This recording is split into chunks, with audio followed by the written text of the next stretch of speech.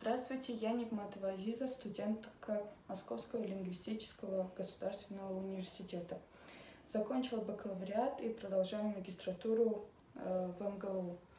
Новость, что произошел теракт, выбила всех моих сограждан, и я не могу остаться в стороне.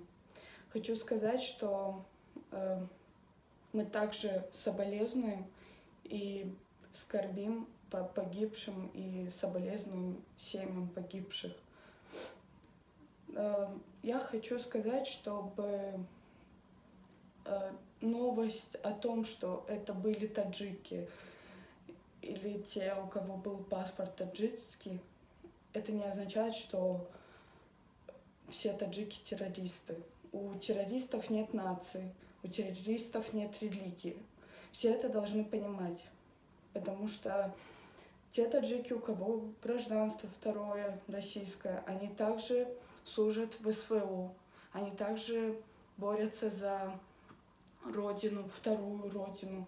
И поэтому надо понимать, что это все вносит раскол в отношения между Таджикистаном и Россией. Я хочу сказать, что мы также скорбим, мы также соболезнуем.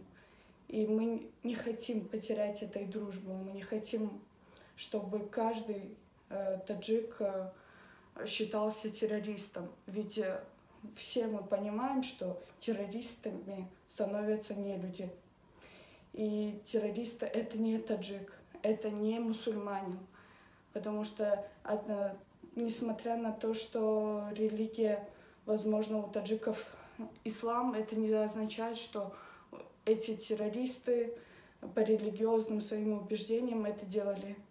Мы должны понимать, что сейчас месяц Рамадана, и никакой мусульманин не должен причинять никому вреда, как и вообще в жизни. Поэтому спасибо.